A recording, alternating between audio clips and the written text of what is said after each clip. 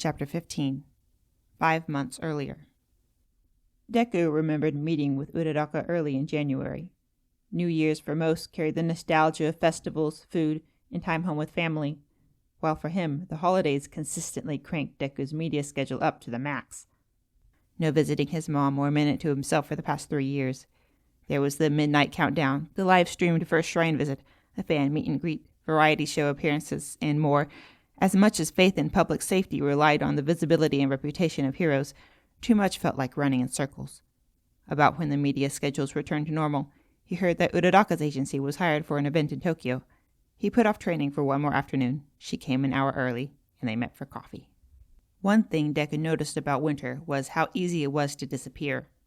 Crowds swarmed the streets and shops for one of the biggest retail events of the year, and he'd shrugged on a nondescript coat and wrapped a scarf around his neck, pulling it up and over his chin and mouth. His hair, which his publicist called his most identifiable feature and advised to never cut, fit neatly under a beanie. He slipped into the background, blood pressure creeping up, a piece of him certain he was trespassing in a world he no longer belonged in. IzuOcha came as bundled up as he was. Her cheeks had an extra rosy pinch from the cold, so that for a moment she seemed younger, like the girl he'd met tripping over his own feet at the UA entrance exam. The metal case carrying her 30 kilograms of hero gear jangled suspiciously like it was stuffed with feathers. They exchanged a Happy New Year, and he asked to buy her coffee. I already ordered for us. She flashed her phone at the cafe register. Beep.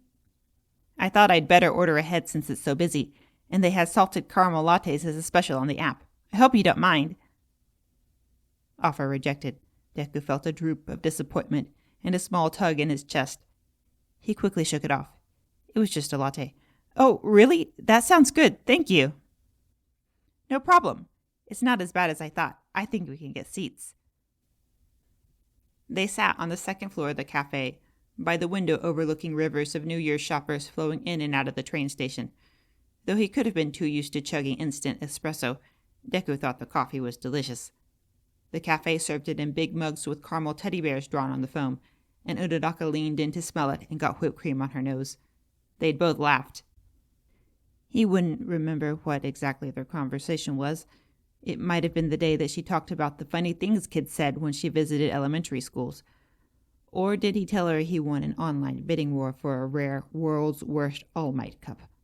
A canceled design modeled after the hero's face, complete with blonde ceramic spikes that aimed for your eyes with every sip. The past few days, Deku had had a million conversations, all with people expecting him to make them smile and give them something to believe in.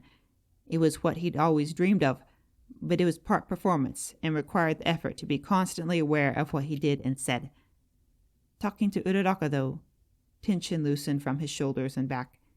He didn't need to watch everything that came out of his mouth. He could just talk to her like another human.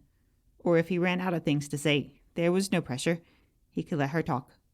She'd carry the conversation by herself and not be bothered one bit. He could forget, for a few minutes, the indigestible churn that stirred up inside him at the turn of the year. It was the second New Year since he'd officially become a pro-hero, and the third since the Shigaraki incident. The world and the people in it seemed as troubled as always, and as they changed the calendars, Deku felt like he hadn't done nearly enough. Was he the hero he set out to be? He could forget the odd feeling he had wearing a disguise in public. People walked past him who, if he took off the hat and scarf and stood out where he could be seen, might want to take pictures, shake hands, or ask him questions. They could also report crimes, abuse, and ask for help. If he made himself available, he could save someone's life. If he had become a hero to help people like All Might, it didn't make sense for him to sit here, semi-invisible. But for a few minutes, he was there with her and not concerned about much else. He was grateful to have it. IzuOcha hadn't always been the type to go out of her way to meet him like this. She had her own life, family, and friends, and a sidekick schedule that would keep anyone busy. He'd only seen her here and there after graduation, until a few months ago when he'd made her worry. Unintentionally, of course, but enough that he found her name popping up every day in his messages. She'd call if he didn't reply, and so he'd gotten used to talking to her about people, work, or whatever he was overthinking at the moment. She'd sent him pictures too, of what she had for lunch, or one of his keychains stuck on her bag for a day. Then she made him promise to be at the get-together with friends, planned around his schedule a month in advance. He felt sorry for making her worry about him in the first place, but was grateful to know that she cared. Maybe friendships weren't supposed to be measured in this way, but Deku felt he needed to make it up to her and was constantly falling behind. She kept up a high tally of going out of her way for him, and he couldn't even manage to buy her coffee. They let the time slip by until she checked her phone and jumped out of her seat. "Oh no, I gotta get out of here before I'm late. I'll see you later, Deku." She put a hand on his back and gave his coat a quick rub. Deku had half a sense that he'd been pet like a dog, and then she was gone. Not keen on sitting by himself when there was work to do, he returned the mugs and left shortly thereafter, now with a bit more energy and a spot on his back that stayed warm the rest of the day. Their time together was short, but Deku thought it for the better. He didn't want more from her. Already, he didn't feel right about how he helped himself to her time and attention. They both had their priorities, and he wouldn't take something he couldn't give in turn.